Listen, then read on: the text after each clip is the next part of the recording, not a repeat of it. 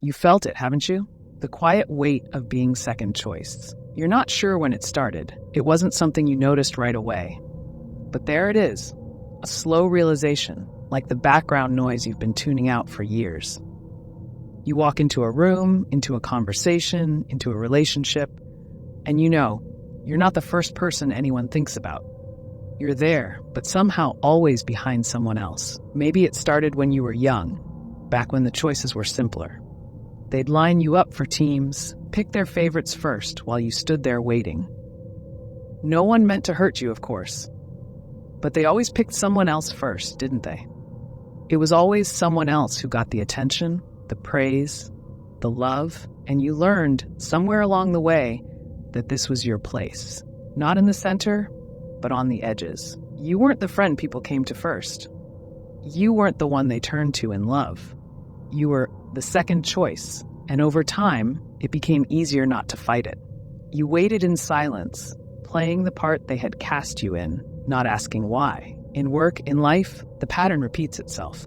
You work hard, you're dependable, you give it everything you've got, and yet, it's always someone else who gets the credit. You find yourself nodding along when they announce that promotion or praise someone else for ideas you once whispered in meetings. You smile because that's what's expected, but deep down you feel it, the hollow space where recognition should be.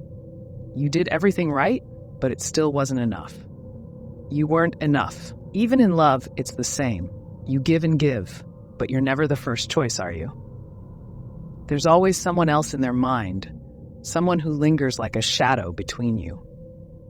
You sit there, across the table, wondering if they'll ever see you for who you really are, or if you'll always be the option they settle for when something better isn't available. But then you ask yourself, what if it doesn't matter? What if being second choice isn't a curse, but just another absurdity of life?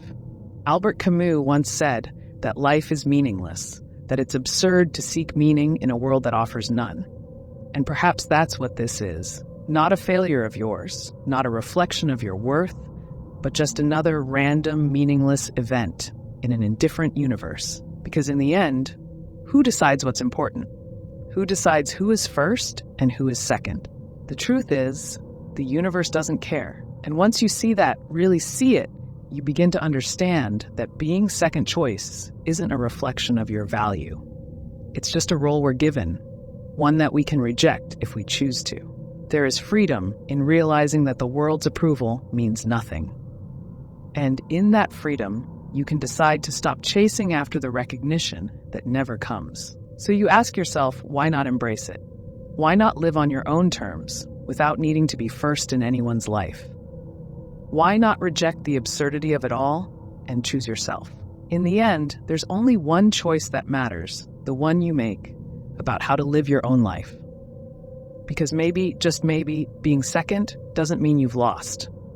Maybe it means you've been free all along,